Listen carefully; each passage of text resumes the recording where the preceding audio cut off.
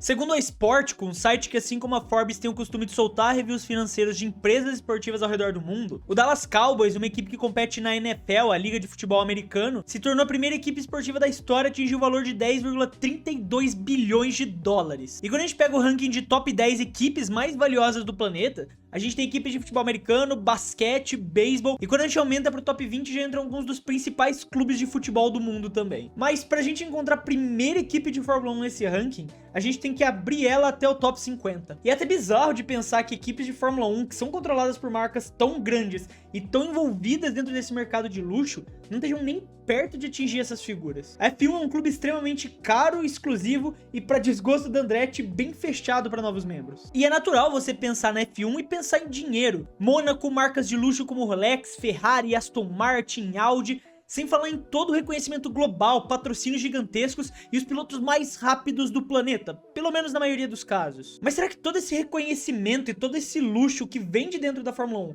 de forma fria, se converte em dinheiro? Hoje as três equipes mais valiosas do grid são Ferrari, Mercedes e Red Bull. Isso pra gente ter vindo de um período onde basicamente só as três venciam corridas de forma consistente. Então elas estavam sempre no topo, recebiam os maiores patrocínios, tinham os melhores pilotos e estavam com mais frequência na mídia e nas câmeras de TV. E com os mesmos 3,32 bilhões de dólares do valor do Cowboys, você poderia comprar a Ferrari, a Red Bull e a Mercedes e ainda sobrariam 2 milhões de dólares para você. E com 2 milhões de dólares você pode comprar camisetas com 15% de desconto, como essa daqui, do mais novo parceiro aqui do clube da F1, a loja Auto Fórmula. O primeiro merchan oficial aqui do clube, mas agora a gente tem essa parceria com a loja Auto Fórmula e você pode comprar qualquer um dos produtos lá com o cupom Clube da F1, que tá aparecendo aí na tela para você, e você vai ter 15% de desconto na sua compra. Você vê nos outros canais aí sempre 10%, aqui na Auto Fórmula você vai ter um cupom de 15% de desconto. E não tem só essas camisas maravilhosas como essa ou como as outras que estão aparecendo aqui na tela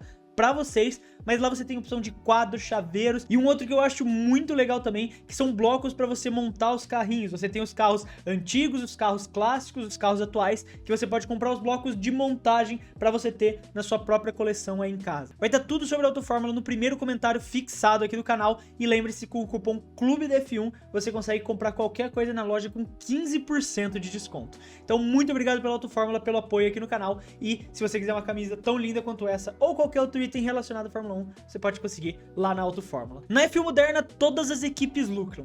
Desde a popularização gigantesca que aconteceu com o esporte pós 2020 e 2021, na somatória da pandemia e a viralização por conta do Drive to Survive, a F1 se tornou um dos esportes mais lucrativos do mundo. Muito diferente do que era só 10 anos atrás, quando as equipes que terminassem em último por muitas temporadas em sequência eram obrigadas a fechar as portas. Com a última que enfrentou esse destino sendo a Manor Racing em 2016, mesmo ano que a gente também teve a última nova entrada na F1, que foi a americana Haas. E sim, a gente teve novos nomes na Fórmula 1 desde 2016, desde que a Haas entrou na categoria, mas nenhuma delas foi uma vaga nova. Sempre foram mudanças de uma vaga que já estava preenchida. E dá pra dizer que a Haas entrou exatamente na hora certa. Hoje a gente tá longe desses tempos que eu acabei de falar de que o fundo do pelotão precisava de qualquer migalha pra sobreviver. Quer dizer, desde que você pague o seu ex-patrocinador russo em dia, claro. Mas essa mudança de cultura da F1 não foi só pra impedir que as equipes do fundão começassem a fechar as portas, mas foi também pra ajudar a manter a sua história viva. Em todos os esportes existem os ciclos e até mesmo equipes grandes acabam tomando decisões ruins e entrando numa espiral negativa que coloca eles no fundo do poço.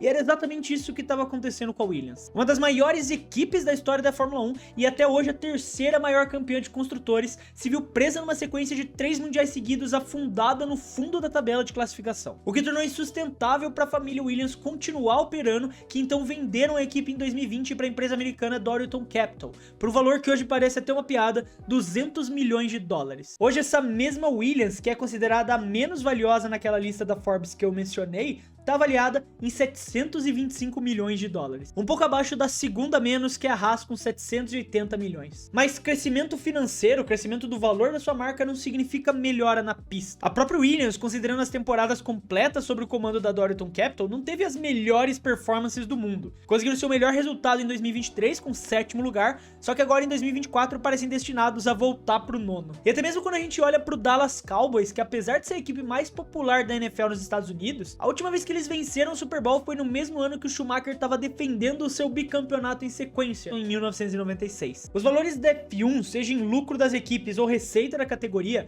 praticamente triplicaram desde 2017, quando a Liberty assumiu. E a empresa americana realmente pode ser criticada por muitas coisas que eles vêm fazendo na Fórmula 1, como eu mesmo faço com frequência aqui no clube. Mas se tem uma coisa que eles sabem fazer e muito bem, é dinheiro. Com esse crescimento de popularidade, cada vez mais marcas se sentiram atraídas para patrocinar a F1. E a F1 acaba se sentindo mais atraída ainda para aumentar os valores para você fazer parte desse circo. Não à toa eles não estão mais satisfeitos com 50 milhões anuais de patrocínio pagos pela Rolex, então exigiram um valor mais alto. E a empresa da Suíça, no primeiro momento, não estaria interessada em pagar esse aumento. Só que isso não preocupa a F1 de forma alguma, porque existe uma fila de outras marcas do mercado de relógios de luxo muito interessadas no negócio e só esperando a oportunidade abrir. E as equipes também fazem grande parte disso, como no caso da própria McLaren, que já vem parecendo uma camisa de time da Série C do Campeonato Brasileiro de tanto patrocínio que eles conseguem arranjar toda semana. Esse aumento de interesse da categoria é uma forte ferramenta para as equipes se venderem e conseguirem mais patrocínios para si. E até mesmo os pilotos ganham com isso, que hoje em dia estão se tornando muito mais do que só atletas, e sim celebridades. Isso não é por acaso, a F1 quer e reforça essa imagem deles como celebridades, colocando eles em grandes eventos e até documentários na Netflix, porque isso atrai patrocínios pessoais para eles e beneficiam suas equipes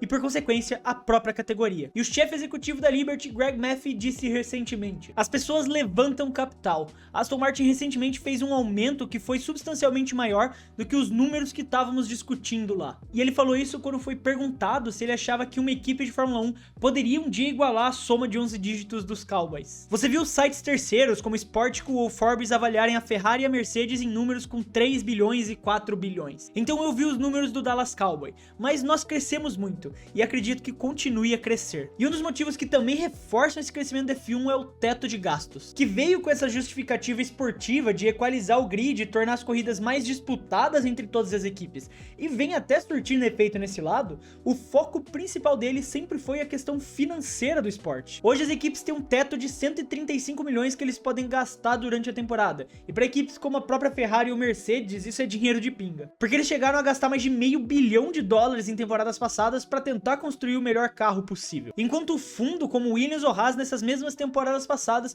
não conseguiu nem chegar perto desse valor do teto de gastos. E lembrando que a Williams foi vendida por pouco mais de $200 milhões.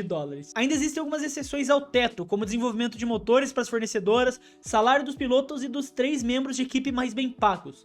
Mas todos os outros gastos da equipe ficam basicamente limitados nos 135 milhões. Isso permite que equipes com orçamento limitado consigam ter uma chance de serem um pouco mais competitivas contra as potências, seja no investimento dos carros ou podendo fazer ofertas mais atrativas para os melhores engenheiros e designers, o que impede também um monopólio desses funcionários. O fato é que isso basicamente transforma a Fórmula 1 num modelo de como funcionam as ligas esportivas americanas, com as equipes sendo praticamente franquias. As ligas americanas funcionam muito diferente do que o que a gente está acostumado aqui no Brasil do futebol. Elas são fechadas, ou seja, não tem ascensão e nem rebaixamento. Você pode ser ruim o quanto for que você vai estar com a sua vaga garantida lá para sempre. E isso traz uma estabilidade e uma garantia de mais investimentos, porque muitas empresas têm medo de colocar seu dinheiro em equipes, vamos dizer, do fundo da tabela do Campeonato Brasileiro, porque elas podem ser rebaixadas e esse dinheiro vai ser jogado no lixo. Agora, se você tem uma liga fechada, você não tem medo de colocar esse investimento em equipes do fundo do pelotão. Mesmo que elas tenham menos tempo de TV, é uma garantia de que elas vão estar lá no ano que vem e o seu contrato, sua aparição na televisão vai estar renovada para o ano que vem. Rivalidades fazem esporte,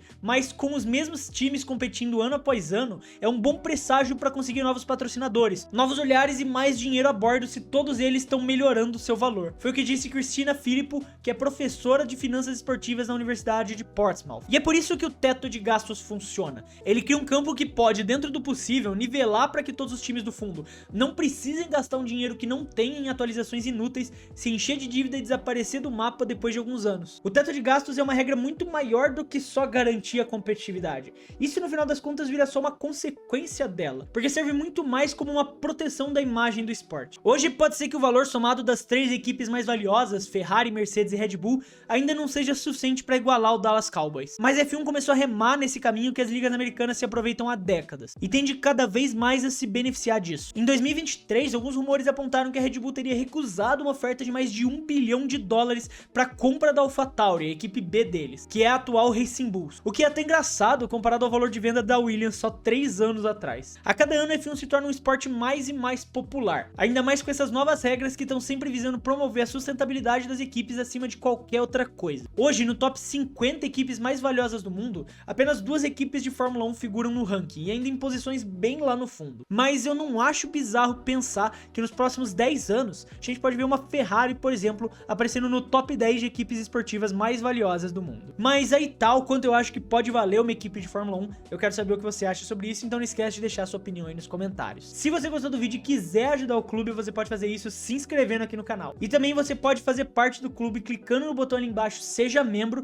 e isso permite a gente poder continuar produzindo esses vídeos aqui pra vocês. E se você quiser camisas lindas como essa daqui, é só você acessar a loja Auto Fórmula e fazer qualquer compra com o cupom Clube da F1, que você vai ganhar 15% de desconto na sua compra final. Todas essas informações vão estar aqui no primeiro comentário fixado. Muito obrigado por quem ficou até aqui e até o próximo vídeo.